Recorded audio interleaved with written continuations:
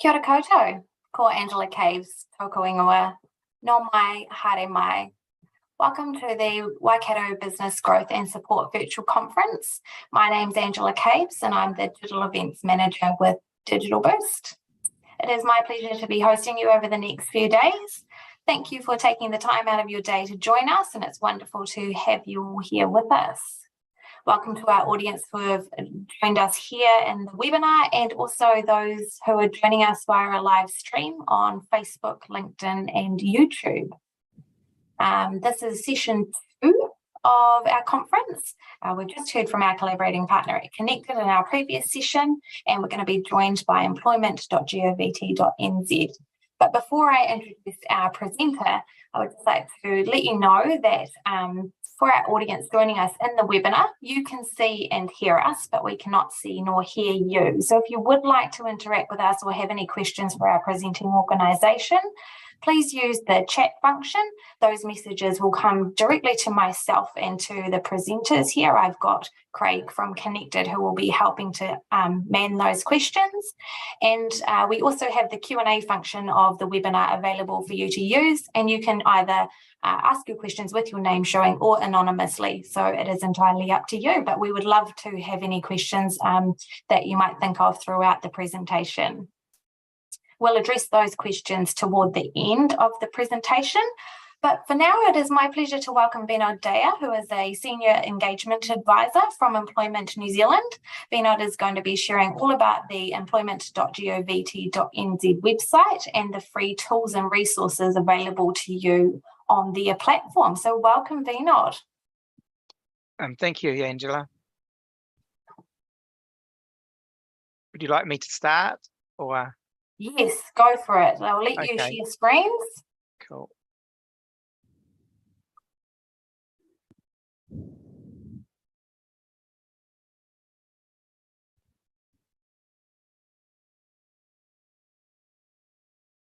Can you see the slides at the moment? Not just yet, but I'll let you know as soon as it comes through. Right, no problem. All right, here we go. It looks like it's starting now, Vinod. Perfect. Away you go. Right, let's see here.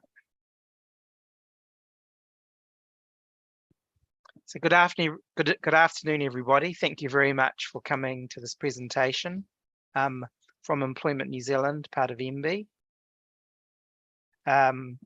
Just take you through the slides. So kia ora koutou. Welcome to this presentation from Employment New Zealand. Thanks for attending. Thank you to the organisers, Digital Boost and Connected. My name is Vinod Daya, and I'm a Senior Engagement Advisor with the Information Education team.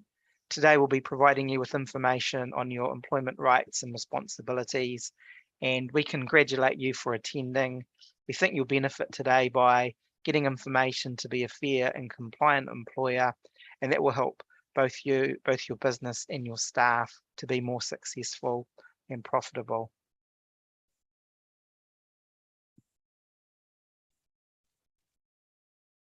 Just here we go. So today's topics, I'll just give you a little overview of Employment New Zealand, talk about some rights and responsibilities, ways to resolve problems. The good news is we've got lots of tools and resources and information support to help you, and they're all available for free. Also, if you had any queries, please welcome just to add them to the chat and we'll discuss them at the end. We can give you some general advice, answer some simple questions. We can't give legal advice, but we can generally answer most of the questions that that come up each talk. So sit back and relax, and I think the good news story is that there are some employment obligations to know about, but there's lots of tools, resources and support to help you, and that's the main message we've got today. So Employment New Zealand is the brand name of a lot of the tools, information and resources we have out there to help employees and employers. We have the website, which Angela referred to, employment.govt.nz. That gets about 6 million visits a year. We are very active on Facebook and LinkedIn. We have over 200,000 followers. Some of the names out there in the public domain are the Labour Inspectorate. You hear that in the media sometimes when people are prosecuted with fines and infringements or taken to the ERA or employment court. And employment mediation services, that's where it's like the people who try and resolve problems on a low-key basis when it relates to employment relations problems. So some of you have probably heard of us before. Number one thing to think about in employment is trying to get your head around who is an employee, and it's not a simple thing. You want to get this right because there's different ways of hiring workers. You can hire them as an employee, or you could hire them as a contractor. They're both valid ways to employ somebody, but some employers try and hire people as contractors when they should be employees under sham arrangements to try and get out of the employment obligations, and that's not right. And the difference between an employee and a contractor sometimes isn't clear.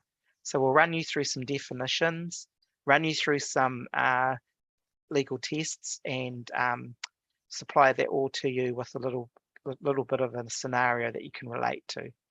So let's look at some definitions. An employee is anyone who's agreed to be employed under a contract of service, not for service, a contract of service to work for some form of payment, including wages, salary, commission, or piece rates. It's not just wages and salary, it includes the commission and piece rates. Employees can include full-time, fixed-term, seasonal, casual, and part-time employees, those on probationary or trial periods, home workers, those who have been offered and accepted a job. An employee is not a self-employed or independent contractor. It's the contractor I referred to, and a volunteer. And a volunteer is someone who does not receive a reward for working. Having said that, it's not always that simple to define when someone is an employee and a contractor. For example, if you take the case of an Uber driver, in some places around the world, they're called employees, and in other places, they are called contractors. So courts have given some legal definitions, which we'll run you through, and we'll use a hypothetical situation where our business is about to hire a gardener. When we apply the intention test, we look at, is the aim for the worker to be an employee or self-employed? A contract for services rather than an employment agreement implies a contractor. Control versus independence. Will they be supervised? So the more control over their work hours and methods implies an employee. Less control implies a contractor. Integration. Will they be part and parcel of the organization? No, then it implies a contractor. If they're doing gardening all the time on a regular basis, that's more integrated. That implies an employee. Fundamental economic test. What is the total situation? So look at everything, see what the substance looks like. Not the superficial look, but the substance. So if this person works for many businesses or fees, that implies a contractor. If you're still not sure, after running through those tests, you might want to get some professional advice, or you can contact us. We'll provide you some contact details, and we might be able to explain to you some of the tests that apply, and we also have some services that can help. Employment agreements or contracts is the next fundamental thing to know. So in New Zealand law, all employees must be given a written employment agreement, and there's some essential things that they always must have. So they must have here the names of the parties, a job description that's telling the parties what the work duties are. It can also be just described in the job description, the place of work. Nowadays with flexible working, it's probably good to know whether that is part and parcel of the agreement, working from home, etc. Hours of work, wages and salary, which is the remuneration piece, time and a half, which is about whenever someone works a public holiday, they're entitled to time and a half, and employee protection provision, which is protection for vulnerable workers in certain industries, and the process for resolving employment problems. Good news is we have a tool called the Employment Agreement Builder, and I'm sure you'll all stay tuned when I give you some more information on that wonderful tool coming up soon. Next, we're going to run you through some key minimum employee rights. So for yourself as an employer, these are key minimum employer obligations, and these are things that are in the statute or in legislation, so they can't be contracted out of. Doesn't matter what the parties agree, whether they're noted in the employment agreement or not, these things always apply because they're minimums by law. So we have a minimum wage rate, and the adult rate is $21.20 per hour gross since the 1st of April 2022, and that applies for people 16 years and older. There's also two other minimum wage rates called training and starting out, which are 80% of this rate. So more information on that, enter this keyword into the Employment New Zealand website. New Zealand has the public holidays, which I just made reference to before. There's 12 of these per year, and there's recently got bumped up one more with the introduction of our Matariki public holiday. And each of the regions has its own regional public holiday. Annual holidays, so after 12 years service, an employee is allowed 4 weeks paid annual holiday for rest and relaxation. And there's a lot of other provisions around it, like when you can cash up and how much you can take at a time. So you can enter the word annual holidays to find out more. And sick leave, after 6 months, now employees are entitled to 10 days per year. That's to look after themselves and other members in their household and dependents. Bereavement leave, that once again after 6 months, 3 days if it's for the worker on that bereavement. If it's someone really close to them, a spouse, child, brother and sister, mother, and 1 day if there's a special relationship, which you'd probably discuss with the employer just to say there's agreement about their special relationship.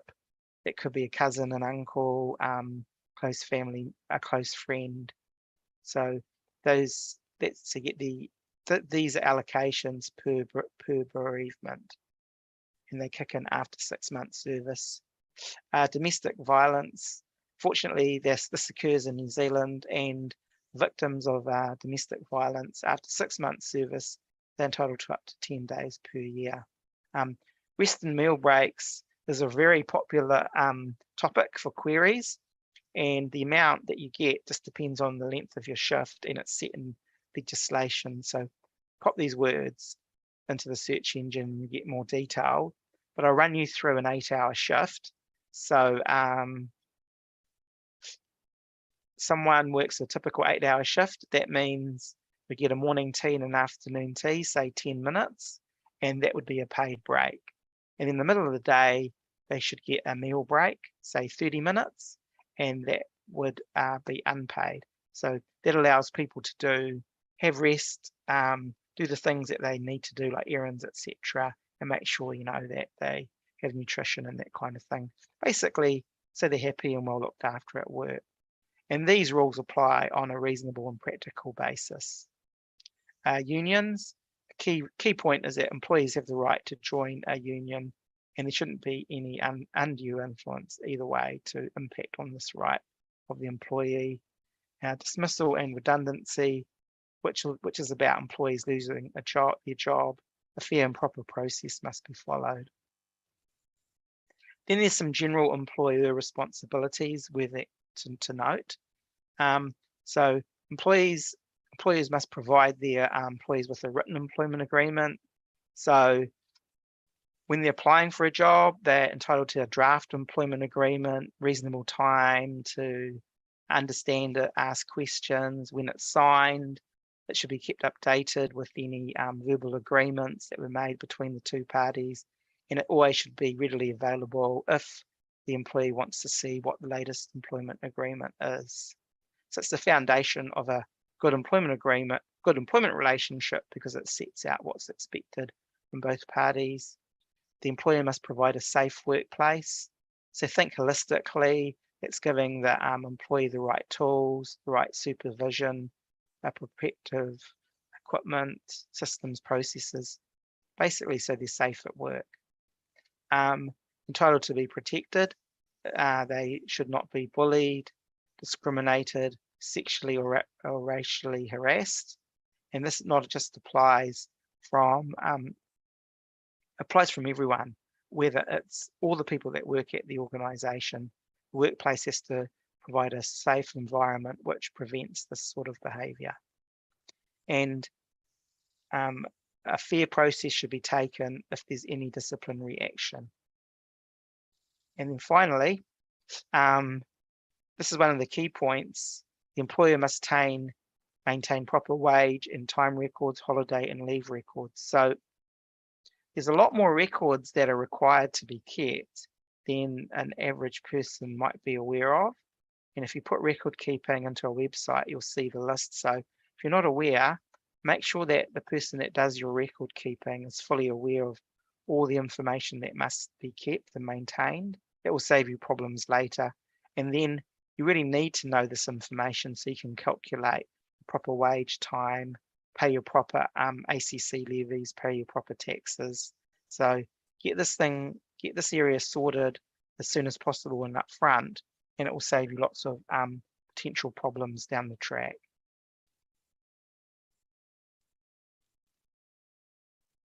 Migrant exploitation is a significant issue in New Zealand, and the New Zealand government is putting a lot of effort into trying to reduce this. Just some key points to note was that a new visa was launched recently to support migrants who want to come forward with a complaint, and it lasts for up to 6 months, and it's called the Migrant Exploitation Protection Work Visa.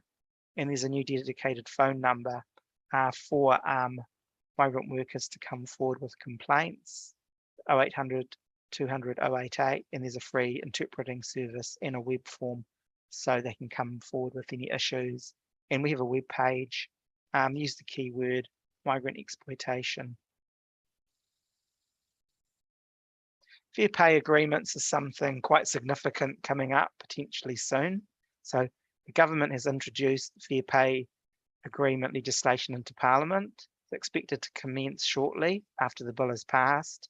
We're expecting it to be by the end of this year, and it will be a system that brings together employers and unions within a sector to bargain for minimum terms and conditions for all employees in that industry occupation. So it will be a very big and significant thing in the employment system.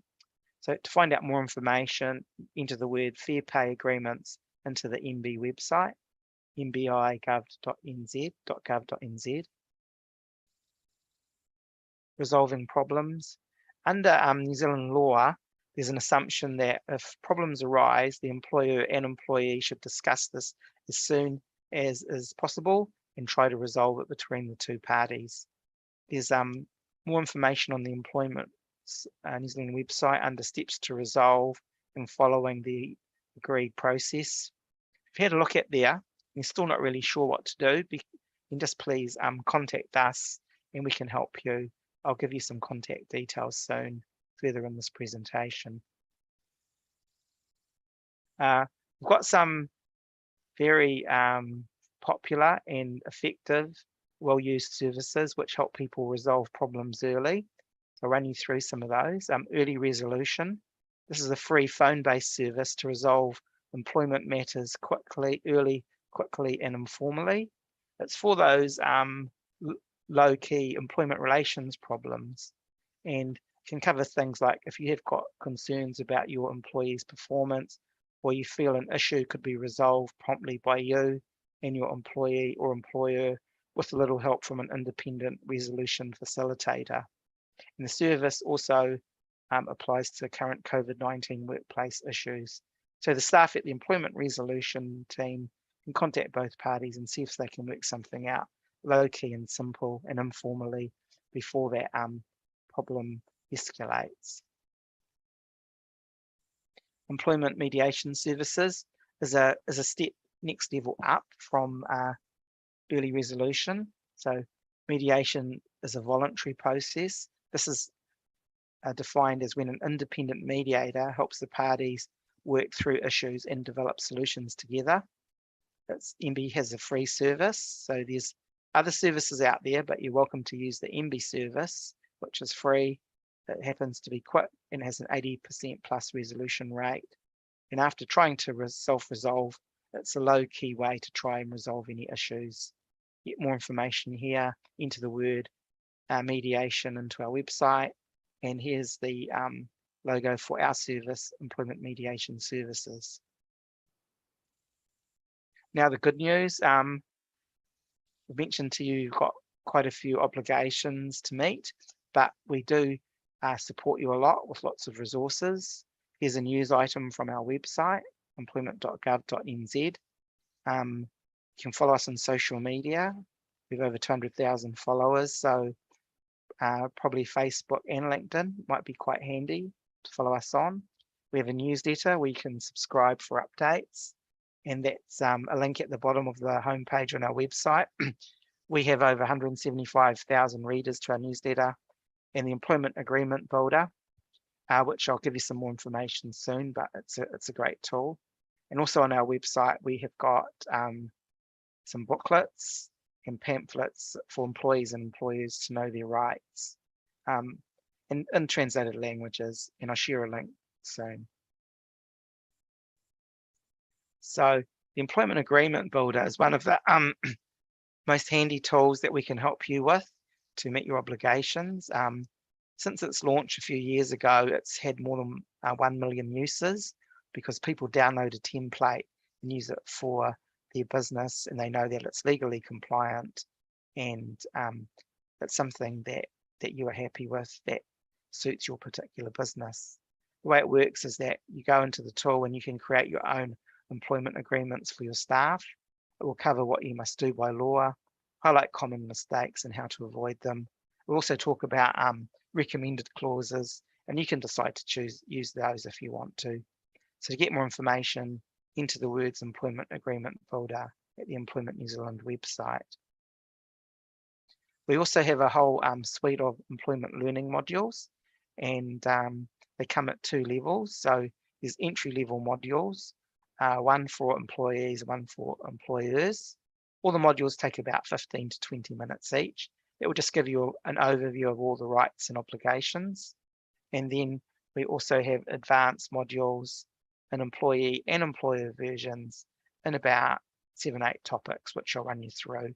So working arrangements, employment agreements, foundation stuff, pay and wages, hours of work, annual leave and other leave, and resolving problems. So if you were running a business, you would probably want all your managers and employees to at least have this base level of information. To access the modules, you sign up and register, and here is a link. It's employment.nz.elearning.ac.nz. But the simplest way to find the learning modules is just to go to the home page of the Employment New Zealand website, and you'll see a link under the main links. If you have a need for more information, this is the URL for our website, Employment.govt.nz. We've got some specific things to highlight, is that we have a whole section about COVID-19 information. Here's one item, the employment guide for workers at different COVID-19 alert levels. And we also have a link to minimum rights of employees, which links to translated languages, and also those publications which I showed you before. For more help, we recommend that you contact Employment New Zealand. Now, sometimes it might be hard to find that information or understand fully that information that you read on the website. So you're welcome to call our service centre for general queries. There's a free telephone interpreting service there, which covers over 180 languages. And the number there is 0800 20 90 20 toll free. And that's the name of our website again. So there's the one thing to remember from today's talk.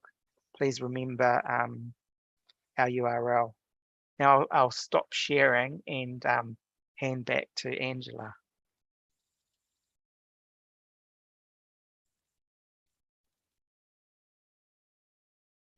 Thank you, Vinod. That's been really informative, and we do have a question that has come through, and it was in relation to when you were speaking about contractor versus employee. So the employer or the business is taking on workers who will be joining them every 10 weeks for a period of 2 weeks to support with a holiday program. So I think their question is, are those people coming in to support with the holiday program for the 2-week period, can they be contractors or should they be employees? And then the second part is if it's a 12 months of working or 12 months since the first date of employment. So they're saying my casual workers would only work 2 weeks every 10 weeks. So I guess the question is, should they be contractors or should they be employees? And secondly, should they have a new employment agreement for the 2-week period each time a holiday program is running? Yeah, I think that's a little bit technical, and it depends on the fact situation. So I'd probably recommend that they give the service centre a ring. But just some general principles. You can hire workers as an employee or a contractor, but just remember those tests that I mentioned, and you can find out more information about employee versus contractor. The difference between casual and permanent. So if someone's an employee, whether they're a casual worker and whether they're a permanent a worker depends on the pattern of work. So if you have an intention that the work is ongoing, then that implies it's more permanent. If you think it might be just one-off and on demand to start with, so it's casual, but then a pattern of work that develops like over a few months, they're always coming into work and working these hours, then it indicates that that pattern of work means that the employment relationship's changed and it's moved over to a more permanent basis. And if you enter the words casual employees into the website, you'll get a bit more information. Okay, great. Thank you for that. So for our person that's asked that, I guess our recommendation is to jump on the website and have a look at those couple of keywords that Vinod has mentioned. And then if you'd like further support, I did drop a few links in, so I'm hoping they will be helpful. But then if you would like further support to figure out that situation, perhaps use the contact centre 0800 20 90 20 to talk through that specific situation. Yeah. So thanks, Angela. The contact centre can't give you like legal advice, but they can help explain just generally the rules and that kind of thing, so people know the kind of options in a kind of general way. Yeah. But the great thing is that you're getting advice and getting this sorted up front at the beginning. Yeah. So smart. There is another question that's come through which has asked about the e-learning. So I'm just putting a link into the chat there where you can access the e-learning for the Employment.gov website. So I've popped that in already. And then there is a question around topping up employees' wages if the employee has an injury outside of work, so a sport injury. Does the employer have to top up the wages? And perhaps is there some advice online where they can find out information around kind of, I guess, ACC injuries versus, work-related injuries versus non-work-related injues? I'm not really an expert on how the ACC system works.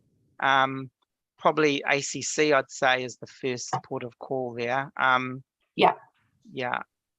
think so too. How those two things work together. In fact, it probably would be, because if you get to the organisation that's the key administrator, you'll be able to sort things properly. Yeah, get clear information from the beginning. Yeah. So I think our recommendation for that question is to head over to the ACC website and see what information might be available for that situation there. Yeah. I am conscious of time, so I would just, I think that is probably all the questions that we've got there. And I would just like to make a special mention of our collaborating partners at Connected. If you need any help in person, Craig is available. There are 2 sites across the Waikato region, and there's an email address on screen where you can contact Craig, and he will be able to support you with connecting you to other support organisations for your business. And then quickly let you know about a promotion that we're running with Digital Boost. I do encourage you all to head over to Digital Boost and sign up if you aren't already, to be in the draw to win $25,000 worth of support for your business. It's very, very simple. If you're an already existing user of the Digital Boost platform, all you have to do is watch 2 videos between now and the 9th of October. And you'll be automatically in the draw. Or if you're new to Digital Boost, sign up, watch 2 videos, and you'll also go into the draw. We are, Digital Boost and Connected, along with Employment New Zealand, are part of the ecosystem that is here to support you and your businesses. It has been a pleasure to host you this afternoon. I apologise for running 2 minutes over time, so thank you very much for joining us. We do have Business New Zealand up next if you've got more questions for our NB teams, so join us at 2:30, and then New Zealand Trade and Enterprise if your business is looking to reach out into the export market. New Zealand Trade and Enterprise will be your information session for that at 3:15 today. Thank you so much. Thanks again, Vinod, for joining us. It's been wonderful to have you. Thanks, Craig. Thank you, everyone who joined us. Goodbye. Have a good afternoon. Bye.